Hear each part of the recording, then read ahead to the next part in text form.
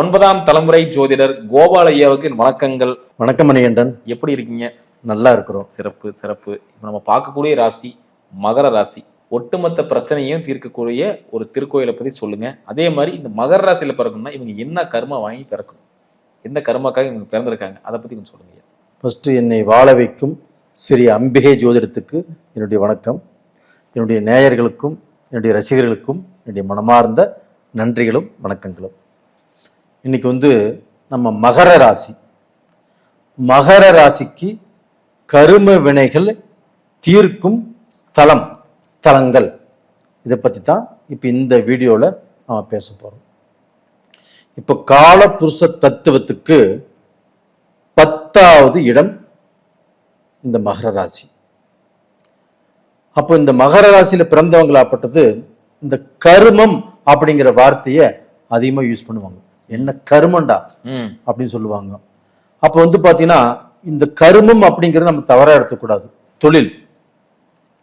அப்போ பாத்தீங்கன்னா இந்த மகர ராசி அப்படிங்கிறது 10ஆம் இடம். அது பாத்தீங்கன்னா கருமம்னா தொழில். அப்போ அந்த தொழிலுங்கிறது உலகத்தில் பிறந்த ஒவ்வொரு மனிதனுக்கும் ஏதாவது ஒரு தொழில் கண்டிப்பாக தேவை. அப்போ அந்த மகரத்தினுடைய அனுகிரகம் இல்லாமல் யாருமே இல்லை. அப்ப பாத்தீங்கன்னா காலபுருஷ தத்துவத்துக்கு 10வது இடம் மகர ராசி. அப்ப அந்த மகர ராசியுடைய அனுகிரகங்களாப்பட்டது மீறி இருக்கக்கூடிய 11 ராசிக்காரர்களும் இந்த மகர ராசியை எதிர்பார்த்தே ஆகணும். அதே சமயத்துல அந்த மகர ராசியில் இருப்பவர்கள் யார் அப்படின்னா செவ்வாய் அங்கே உச்சம். அப்ப அந்த செவ்வாய் உச்சம் அப்படின்னா மகர ராசிக்காரங்களை நீங்க அவங்க அட்டாக் பண்ணணும் அப்படின்னா அவங்ககிட்ட அந்த அன்பு காட்டினாவே போதும். அந்த அன்புக்கும் பாசத்துக்கும் இவங்க மகர ராசிக்காரங்க விழுந்துருவாங்க. விழுக்கிறத விட பலியாடாயிடுறாங்கன்னு சொல்லாங்க. கண்டிப்பா. ஏன்னா பாத்தீங்கன்னா அந்த அன்பும் பாசமும் இவங்க கண்ணை மறைச்சிரும். அப்போ பாத்தீங்கன்னா அன்பும் பாசத்தால் இவங்களை வெல்லலாம். அது போக பாத்தீங்கன்னா இவங்களுக்கு சந்திர பகவான் அப்படிங்கிறது இவங்களுடைய ராசிக்கு 7ஆம் இடம். திருவோணம் 4 பாதங்களும் இந்த மகர ராசியில இருக்குது. செவ்வாயுடைய அவிட்ட நட்சத்திரம் 2 பாதங்கள் மகர ராசியில் இருக்குது. அது போக இந்த சூரியனுடைய 3 பாதங்கள் 2, 3, 4 இந்த 3 பாதங்களும் இந்த ராசியில் தான் இருக்குது.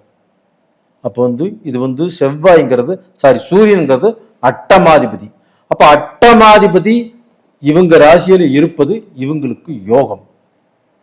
ஆனா அது போக இந்த சனியும் சூரியனும் பகை. அது போக பாத்தீங்கன்னா சனியும் சந்திரனும் புனர்வு தோஷம். அது போக சனியும் செவ்வாயும் அவங்களிடத்துக்குமே ஆகாது. அப்போ இந்த ராசியில மட்டும்தான் எல்லாமே பகைப்பற்ற கிரகங்கள் அப்படிங்கிறது இந்த ராசியை சூழ்ந்து இருக்கிறது. குரு நீச்சம். அப்ப பாத்தீங்கன்னா இந்த 11வது ராசி, இந்த 10வது ராசி மகர ராசி. இந்த மகர ராசி மாதிரி மற்ற எந்த ராசிக்கும் இந்த மாதிரி பகைப்பற்ற கிரகங்கள் இல்லை. உச்சமாகிறது செவ்வாய் உச்சமாகுது. செவ்வாய் உச்சமாகுது. ஆனா உச்சமானாலும் செவ்வாயும் சனியும். அப்ப இது 2 பேத்துக்கு அவளுக்கு திருப்தியா இருக்கிறது இல்லைங்க இல்லையா? அப்ப டோட்டலா பாத்தீங்கன்னா இந்த மகர ராசிக்காரர்கள் ஆகப்பட்டது தன்னுடைய வாழ்நாளில் ஒரு 30 வயசு 40 வயசு வரைக்குமே அவங்க கஷ்டப்பட்டும் வாழ்க்கையில போராடியும் தன்னால முயன்ற அளவுக்கு வாழ்க்கையில போராடி தோத்து போனவங்க தான் ஜாஸ்தி. உங்களுக்கு தெரியும் மகர ராசியில நிறைய பேர் இன்னைக்கும் அடி வாங்கிட்டு தான் இருக்கிறாங்க. அதுல ஒரு சிலர் மட்டும்தான் நல்லா இருக்கிறாங்க. இதற்கு காரணம் என்ன அப்படின்னா அவங்களுடைய கர்ம வினைகள் தான். பொதுவா மகர ராசின்னு சொல்லும் போது பூர்வீகம் பெருசா இல்ல, பூர்வீகம் அழிஞ்சிருச்சு, எல்லாம் அழிச்சிட்டாங்க அப்படின்னு சொல்றாங்க. அதை நீங்க எப்படி பாக்குறீங்க? மகர ராசிக்காரங்களுக்கு அவங்க அப்பா சம்பாரிச்ச சொத்தோ, அவங்க தாத்தா சம்பாரிச்ச சொத்தோ, அவங்களுடைய பாட்டன் சம்பாரிச்ச சொத்தோ, இந்த சொத்துல எந்த சொத்துலையுமே இவங்க உட்கார முடியாது. அப்ப இவங்களுடைய வாழ்க்கையில அவங்க அப்பா சம்பாரிச்சதே மகனுக்கு ஒட்டாது. அப்ப இந்த மகர ராசிக்காரங்களாப்பட்டது அவங்க அப்பா சொத்தும் தேவையில்லை, அவங்க பாட்டன் சொத்தும் தேவையில்லை, தாத்தா சொத்தும் தேவையில்லை. தேவையில்லைங்கிறத விட 100% அவங்களுக்கு இருக்காது. அப்ப தன்னுடைய வாழ்க்கையில் தன்னுடைய சுய முயற்சியால் சுய அறிவால் அவங்க பாத்தீங்கன்னா வாழ்க்கையை கீழே விழுந்து எந்திரிச்சு அடிபட்டு பிறண்டு ஒரு நல்ல பொசிஷனுக்கு இந்த மகர ராசிக்காரங்க வந்துடுறாங்க. அப்ப இவங்க ராசியில குரு நீச்சம், பணத்தை பத்தி இவர்கள் கவலைப்படுவதே இல்லை. பணம் இல்லைன்னா நாளைக்கு சம்பாரிச்சுக்கலாம் அப்படின்னு நினைக்கிறவங்க, அடுத்தவங்களுக்கு அந்த உதவி செய்யக்கூடிய மனசு அப்படிங்கிறது இவங்க கிட்ட தான் 100% ரொம்ப நிறைய இருக்குது. அதே மாதிரி இவங்க கூட பிறந்தவங்க தங்கையோ இல்ல அக்காவோ இல்ல அண்ணனோ தம்பியோ யாருக்குமே செட் ஆக மாட்டேங்குது.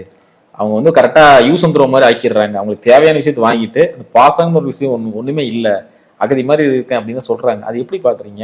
ஏதாவது உங்களுக்கு நிகழுது? அதாவது பாத்தீங்கன்னா இவங்க ராசியிலேயே செவ்வாய் உச்சங்களா, இவங்களுக்கு 4ஆம் இடத்து அதிபதியும் செவ்வாய். அப்ப அந்த செவ்வாய் உச்சம் அப்படிங்கிறதுனால மகர ராசிக்காரங்களுக்கு அவங்க அண்ணன் மேல பாசம், அவங்க தம்பி மேல பாசம், அவங்க தங்கச்சி மேல பாசம், அக்கா மேல பாசம்.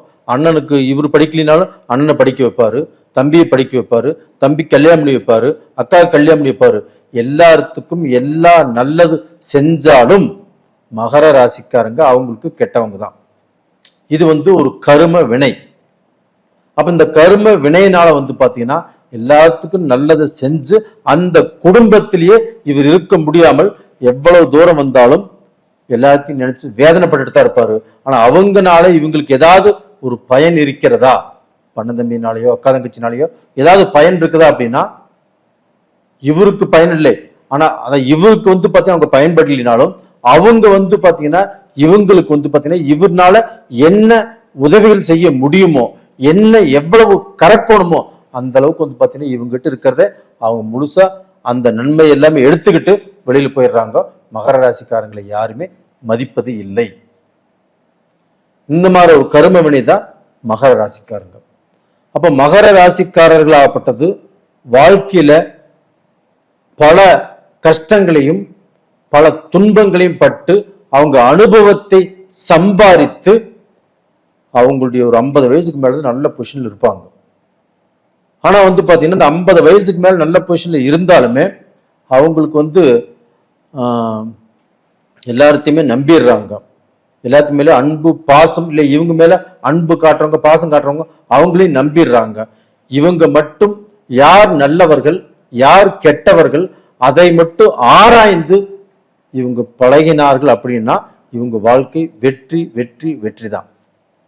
எல்லாத்தையுமே நம்புறதுனாலதான் இவங்களுக்கு பார்த்தீங்கன்னா வாழ்க்கையில ஒரு மிகப்பெரிய தோல்வி, நம்பிக்கை துரோகம், நட்பால் வேதனை பிரச்சனை இது மாதிரி வாழ்ந்துட்டு இருக்கிறாங்க.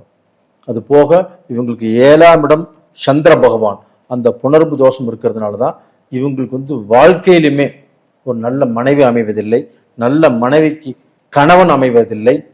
அப்ப என்னடா இது வாழ்க்கை அப்படின்னு பாத்தீங்கன்னா வேதனை, அது எந்த அளவுக்கு வேதனைப்படுவாங்கன்னு அவங்களுக்கு தெரியாது. அந்த அளவுக்கு வேதனைப்பட்டு மனசுடைஞ்சு வாழ்ந்துட்டு இருப்பாங்க.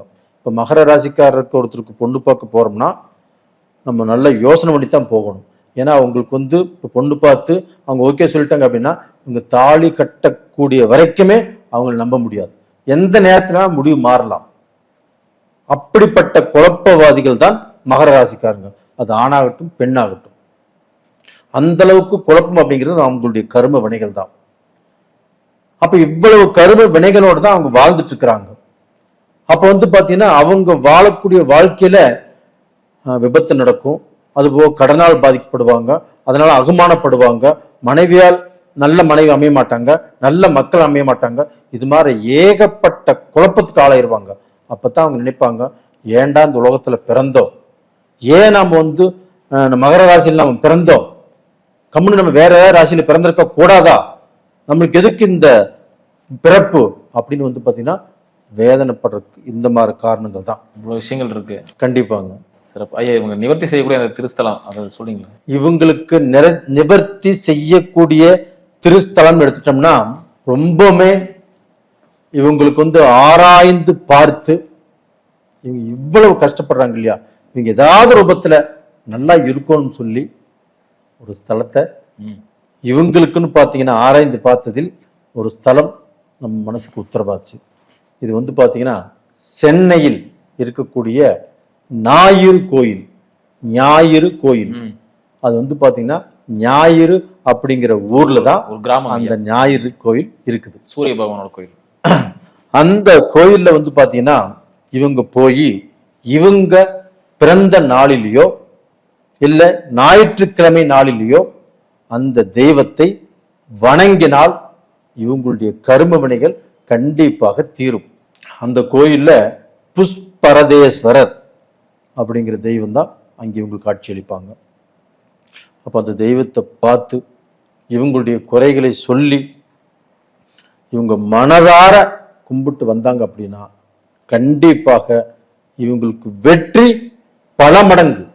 ஆனா வந்து எவ்வளவு வெற்றிகள் வந்தாலும் இவங்க அடுத்தவங்க நல்லா இருக்கணும், அடுத்தவங்களை காப்பாற்றணும் அப்படின்னு நினைப்பாங்க. அது தாராளமாக செய்யலாம். ஆனா யார் நல்லவர்கள், யார் கெட்டவர்கள், யாரை நம்பணும், யாரை நம்பக்கூடாது அப்படிங்கிற விஷயம் அந்த கோயிலுக்கு போய் அந்த தெய்வத்தை வணங்கி வந்தால் கண்டிப்பாக இவங்களுக்கு ஒரு மிகப்பெரிய மோட்சம் கிடைக்கும். கண்டிப்பாக மகர ராசிக்காரர்கள் ஆணாக இருந்தாலும் பெண்ணாக இருந்தாலும் இந்த பதிவை பார்க்க சொல்லுங்க, இந்த கோயிலுக்கு மறக்காமல் போக சொல்லுங்க. கண்டிப்பாக அவங்க வாழ்க்கை வளமாகும், சிறப்பு. வசந்தமாகவும் இருக்கும். சிறப்பு. ரொம்ப அற்புதமா சொன்னீங்க. மீண்டும் அடுத்த கணக்கு சந்திக்கலாம். ரொம்ப நன்றி. நன்றி.